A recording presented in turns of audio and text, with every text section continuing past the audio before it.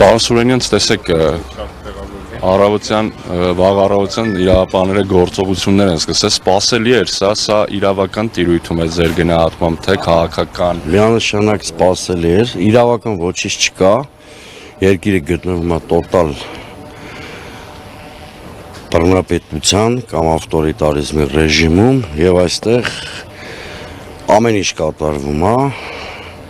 Ենոք Հավանցի ինքնահռչակի ցուցումներով։ Այսինքն այստեղ փնտրել իրավունք, ինչ-որ հոդված վերլուծել, բան։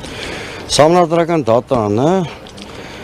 լրիվ լեգիտիմացրեց ԿՀ-ի բեսպրիձելը, ակնհայտորեն երկրում տեղի ունեցել պետական հեղաշրջմանը նմանվող ինչ-որ բան, որովհետև ապօրինի միջամտություններով ազդել են ազգային ժողովի խճանկարի վրա, ես մի դրվագն եմ միայն ասում։ Եվ ակնհայտորեն մի մարդ, որ այդպես էլ չի հանդարտվում, ամբողջ քարոզարշավի ընթացքում խոստանում էր պատժել կոնկրետ մարդկանց, կուլակաթափանել, պատժել, նստացնել, ժանրի բոլոր տերմինները օգտագործել է։ Դա ակնհայտ էր, որ այս ամեն ինչը բերելու է հենց այս հետևանքին խիստ կանխատեսելի իրադարձություններ, որ ժամկետն էլ պատահաբար ընտրված չի, դա ՍԴՆ-նիստին անմիջապես հաջորդող իրադարձություն է։ Եթե բարձր դատարանը երկրում հավաքականորեն դարձել է Վահագն Հովակիմյան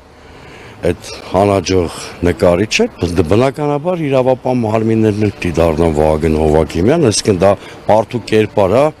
որը խորհրդանշում է ստորաքարշորեն Նիկոլ Փաշինյանին ծառայելը։ Բնականաբար պիտի լիներ ինչ-որ տեղի ունեցավ կանխատեսելի, խիստ կանխատեսելի սցենարը։ Հիմա գլխավոր նպատակը սրանք որն է լրացնել Գալիկ Ծառուկյանին, լրացնել իշխանուր ընդդիմության անանել, այն ինչ ցանկանում է իշխանությունը, որն է գլխավոր հարաբերությունների ճգնաժամի ֆոնին երկրում լիցքաթափող քայլեր անել, բայց ստեղ էլ ինքը գործում է իր արժեհամակարգին համապատասխան, այսինքն փորձում է ռուսերին ցույց տալ, որ ես բոլորի հարցերը լուծելու եմ, միակ մարդը ում հետ պիտի պայմանավորվեք Հայաստանում, դա ես եմ։ Մոտավորապես այս լոգիկայով առաջնորդվում։ Խիստ կանխատես ընտրությունից առաջ դրա համար ենք զգուշացնում, որ ձեր ամեն քվե, որ տալիս եք Նիկոլ Փաշինյանին,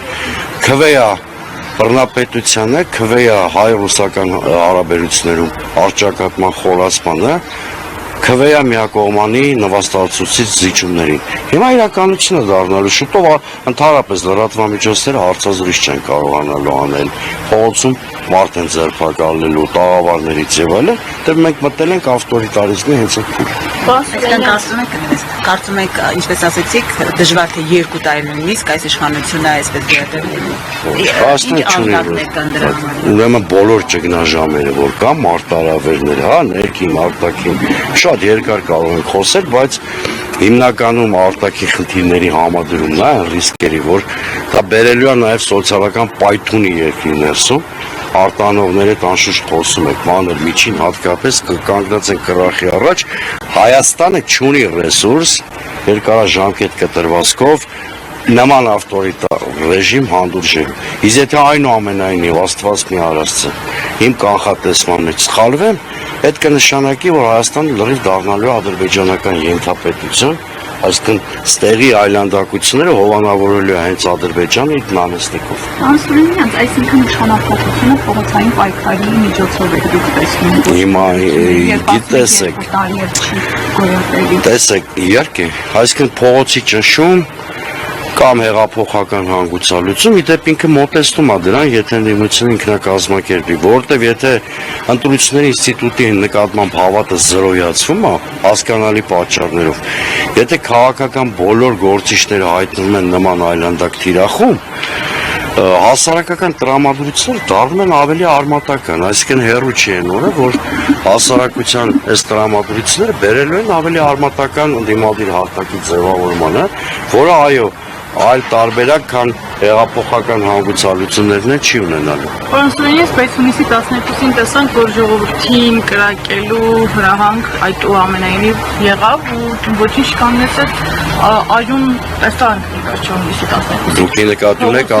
նախանցած 24 թվականի, այո։ Փողոցային պայքարը այդուամենայնիվ կհաջողվի, թե գիտեք, ռեպրեսիվ մեքենան մարշելու հատկություն ունի, այսինքն ինքը չի կարող անընդհատ մարդկանց կուտա քաղաքական ուժերի կուտա։ Ռեպրեսիվ մեքենան, ինչպես ցանկացած մեքենա, մաշելու հատկություն ունի, որ ընդդիմությանը կհաջողի այնպիսի համակարգ ձևավորել, որ ռեպրեսիվ մեքենայի ատամների զրույց չեն լինի այդ համակարգը կոտրել, հետո ռեպրեսիվ մեքենան վերջանա, իսկ գործի բումերանգի օրենքը։ Այդ տենց չի, որ ինքը անվերջ կարա մարդկանց բռնի, իդեպ որ դիմում նման այլանդակությունների, դա արդեն հուշում է, որ ինքը իր վերջին փամփուշտերն է սկսել կրակել։ Ինչ կարելի կանխատեսել այս գործողություններից, այսպես պատրաստված եկել գործողություն կանեն կգնան, թե կձերբակալեն։ Ես հիմա իրավաբան չեմ, որ կանխատեսում անեմ, բայց ինքը պարզ անոնսավորել է, չէ, որ 3 լիդերներին են վստահեցնել են։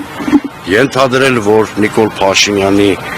այդ բռնապետական դեմքը հանգարց հումանիստական է դառնալու, չարաչար կարծում եմ ամենավատ սցենարը պետք է սպասել, գնալու է տոտալ ձերբակալությունների ու կալանքների։ Պարոն Սուրենյան, ամեն դեպքում ինչ սպասել է դիմադիր ուժերից, սահմանադրական դատարանի որոշումից հետո, հաշվի առնելով նաև այն հանգամանք, որ խորհրդարան անցած դիմադիրները որոշեցին մանդատները վերցնել։ Մանդատների վրա ես չեմ ուզում կենտրոնանալ, որտեղ եթե արագ հեղափոխական սցենար չկա, մանդատ չվերցնեն ինչ անեն։ Այդ իրանց գործն է իհարկե, բայց եթե արագ հեղափոխական սցենար չկա, մանդատներից հրաժարումն էլ լուծում չի։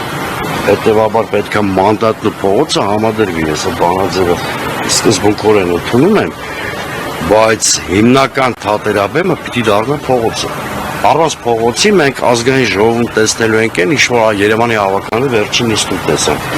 Այդ Երևանի հավաքանի վերջին նիստը չկարծեք պատահականություն էր։ Դա լավ բեմականացում էր, ինչ է սպասվում ընդդիմությանը խորհրդանում։ Այսինքն եթե նախորդ խորհրդանում ծեծեր միջադեպեր լինում էին, այս անգամ լինելու է բացահայտ բեսպրիձը։ Ու մարդկանց անելու են ասենք միջազգ ու ծեծեր։ Կամ այս կերպ էլի, որովհետև իրանք պատգամավորները չեն միայն, նաև համազգաստավոր ինչ-որ համազգեստի տակտված բանդաներ, հա, հիմա այս բանդա եմ ասում, որովհետև իրանք որևէ օրենքի չեն ենթարկվում, հա, հիմա այս է իրավիճակը, դրա համար մոտ ապագայում պետք է ընդդիմությունը կարողանա դիմադրության համակարգ ստեղծել, հենց այդ բառն եմ օգտագործում, ոչ թե քաղաքական կոնսոլիդացիա, այլ քաղաքական դիմադրության համակարգ, որպեսզի իշխանությունը հասկանա, որ ռեպրեսիայում գնալը ծանր գին է նստելու։ Եվ պետք է րոպե առաջ նախապատրաստվի փողոց։ Դա մանդատներ վերցնել, չվերցնել, բացարձակապես կապ չունի։ Այս ընթացքում օրինակ ընդդիմադիր ուժերը բանակցել են Գագիկ Ծառուկյանի հետ, Ծառուկյանը հանդիպել ունեցել է մյուս ընդդիմադիր ուժերի։ Գիտեք, բոլորս հանդիպում ենք, պարտադիր չի անպայման լիդերներով հանդիպեն, լիդերների հանդիպան մեկնաբանությունից ձեռնպատ կմնա։